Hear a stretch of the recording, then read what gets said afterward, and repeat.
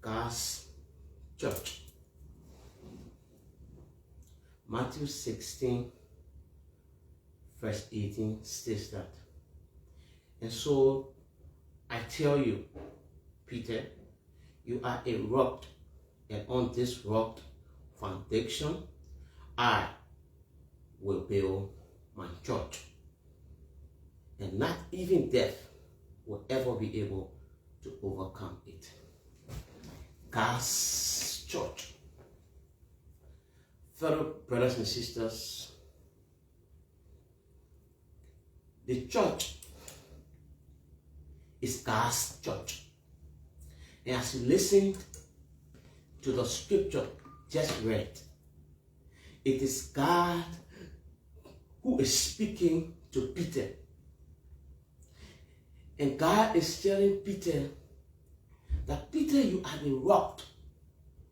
And on this rock foundation, I, God, will build my church.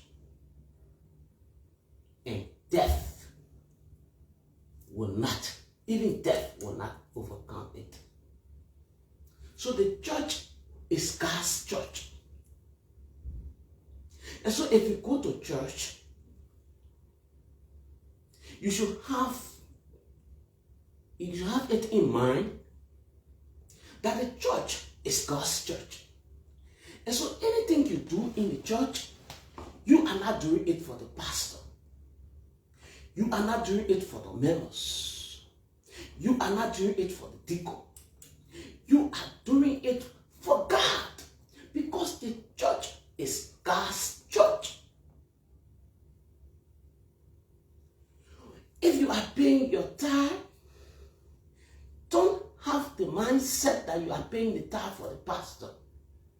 Don't have the mindset that you are paying the tithe for the deacon.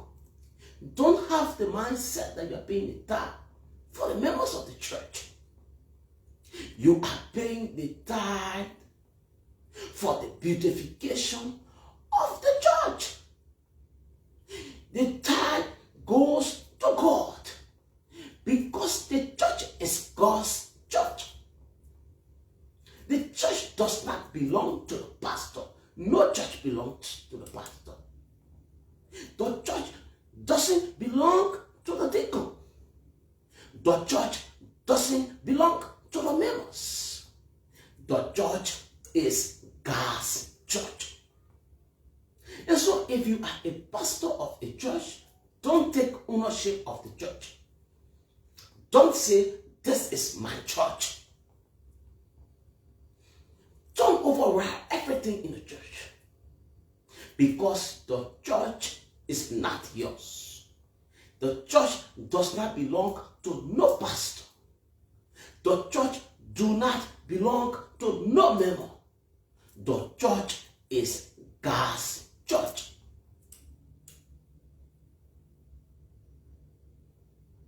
The church is God's church. So we should be careful what we say in God's church. We should be careful the kinds of discussion we have in God's church.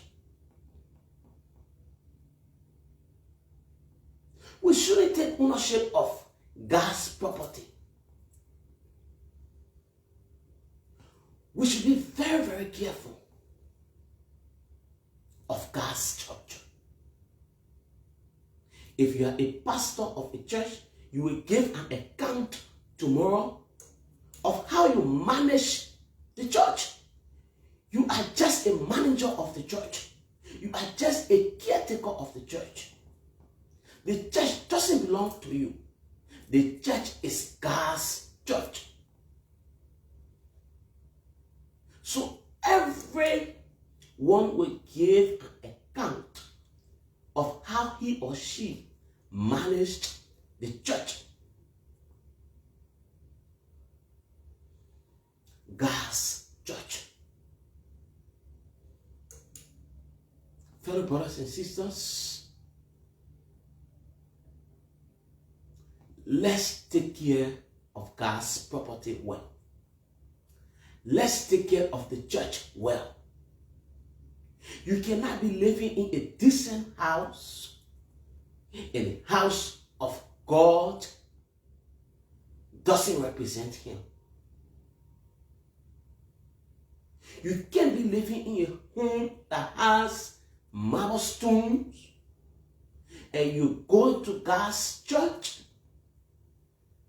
and there's no tile on the floor. You go to God's church and everything is in disarray. God won't be happy with that. Let us do all we can to beautify God's church. Let us do all we can to make sure that the church represents God. God's church. Let us take care of God's church. The usher, take care of God's church. The choir, take care of God's church. The deacons, take care of God's church. The youth department, take care of God's church. The choir ministry, take care of God's church. The women department, take care of God's church. The children ministry, take care of God's church. The pastors, take care of God's church. The bishops, take care of God's church. All of us should manage God's church well. Because the church doesn't belong to any of us. The church belongs to God. And the church is God's church. And so let us do something special for God by spending our resources, some of our resources, for the beautification of God's church. That no pastor, that no deacon, that no member of the church takes ownership of the church. The church does not belong to any of us. The church belongs to God. The church is God's church. May God bless these words and satisfy them in our hearts.